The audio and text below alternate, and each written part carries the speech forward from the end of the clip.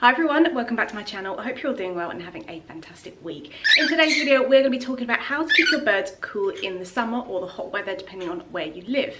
Now we know that parrots come from very warm climates, however in the wild they would experience fresh airflow and it would just generally be a lot nicer, whereas in human care they're kind of stuck in stuffy rooms, which is why we need to make an active effort to keep them nice and cool, because they can overheat and it's not very nice for them. So if we can give them a nice optimal temperature and give them lots of fun ways to keep cool, then they're going to be very happy over the hotter months.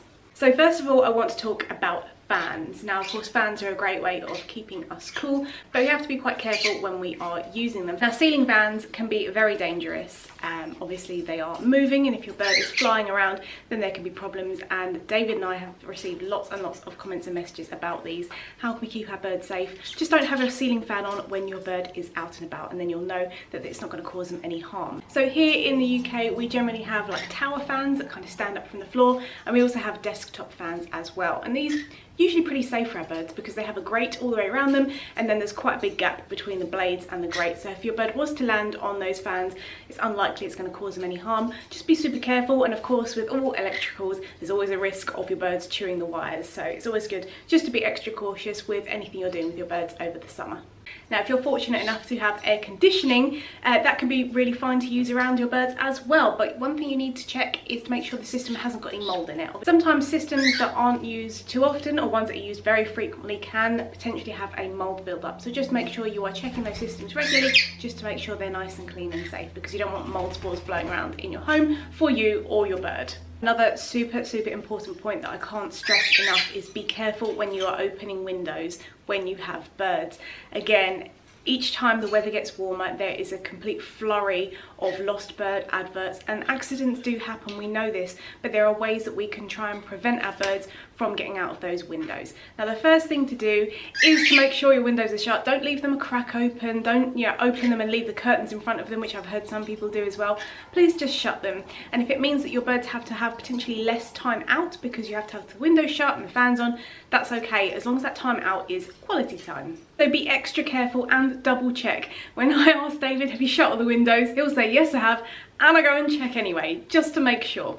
And it's also really important that you communicate with anyone else you live with as well. So if you're opening windows or closing windows, make sure that you're telling people so they know if you've got the birds out or anything like that, and for them to know that if you put the bird back, then that's when they can open the windows. So communication is really important when windows are involved, because an accident can happen. It just takes a split second. It takes your bird to get spooked. And also leading on from this, something that's so important for you to do, just to be prepared if an accident was to happen, is to make sure your bird has a really strong recall, and also to make sure that they are target trained. So if in the event that they were to get out by accident, you would have more skills for them to be able to get them out of a tree, and also having a strong descend flight.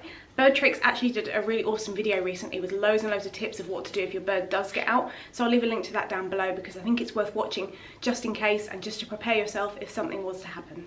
Another thing to consider is the position of your bird's cage. Now when it's not too sunny, it may be okay to have it in a certain place, but if there's really strong sunlight beaming through the window and that cage is smack bang in the middle of it, it might not be very pleasant for your bird, because then they can't take themselves out of that situation, which is super hot. So in the summertime or in the hot weather, you may have to move your bird's cage, or just try and keep them as cool as possible, because being in direct sunlight is not going to be very good for them when it's coming through the window, because it will get very hot. Now of course a very good way of keeping your little birdies cool is to bathe them frequently. I find my birds prefer to bathe more frequently in the hotter weather because it does keep them cool, and quite often during these months they are molting as well, so it's good for kind of two different reasons. Now I have made a whole video all about bathing, which I think would be beneficial for you to go and have a look at, because birds have different ways of bathing, they have different preferences. For example, our conures really like to bathe under the tap, and our cockatiels really prefer spray bottles, but your bird might be different, and you can try different ways of offering baths to your bird.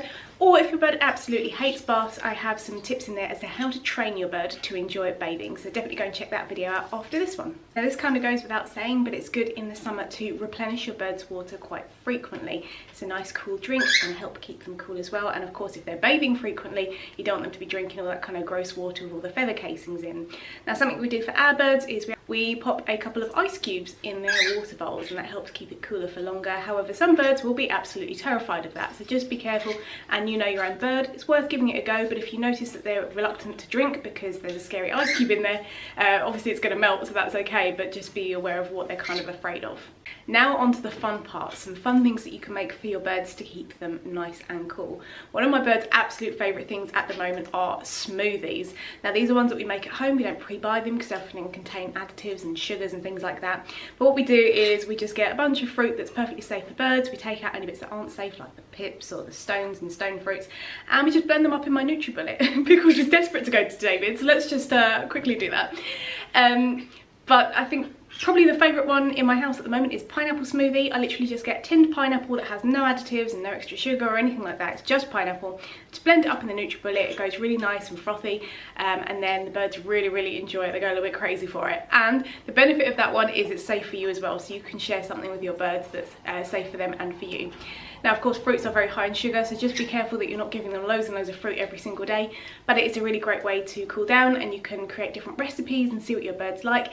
And just like with smoothies for us, you can hide veggies in there too, so if you wanted to put maybe some leafy greens in there or some other goodies, that would be fine as well. And yeah, smoothies are just really fun, and you can both enjoy it together, so it's a great bonding experience. Now you can also make some cold brewed tea for your birds. This could be really refreshing for them, but also when you are providing anything like the smoothies or the tea, you want to make sure that your birds always have access to normal fresh water. You don't want this to be their main drink, they need to have an option. Now you could either buy some safe flowers yourself and cold brew them for 6 to 12 hours, or you can get some avian safe tea. As you probably know, because we talk about it all the time, we love Polly's Natural Parrot Boutique teas. Our birds love all of them. There's lots of different flavours, and these are really brilliant. And not only the tea is great, the actual flowers and herbs and things are also brilliant too. You can give them to your birds in their chop, or offer them wet. And of course the tea too can be slightly warm, or you can cold brew it for several hours. And that is a really fun treat for your birds, and there's loads of nutrition and health benefits from feeding avian safe teas. In the US you've got lots of different options as well. You've got Posh City Pets, you've got Greywood Manor, so go and check out those teas too. But in the UK, definitely check out Polly's. I thought I'd mention as well, this is not sponsored, but we just really love this brand, so yeah, definitely check it out. And my final goodie for your birds is to freeze some fruit in ice cube trays with water. You could also freeze some of the smoothie mix as well. That might be fun for them to lick. It's kind of like mini ice lollies. If you really wanted to, you could put a lolly stick in here and you can hold it for them while they lick it, or you can offer it into a bowl, or however way you want to present it to your bird. In here I've got some blueberries and cut up pieces of strawberries because they're two of my birds' favourite fruits, and I've just frozen that in some water, and then they're going to enjoy this, and it's going to keep them cool, and it's also a form of enrichment as well because they've got to work for that fruit. So this is a really great way of having a bit of fun with your birds in the hot weather.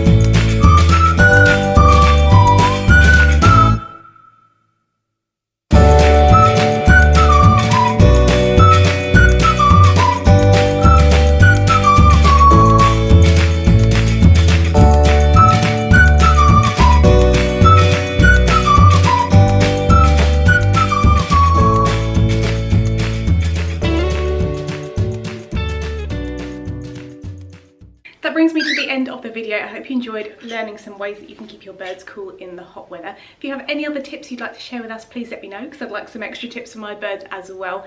But in the meantime, thank you so much for watching. Take care and have a great day.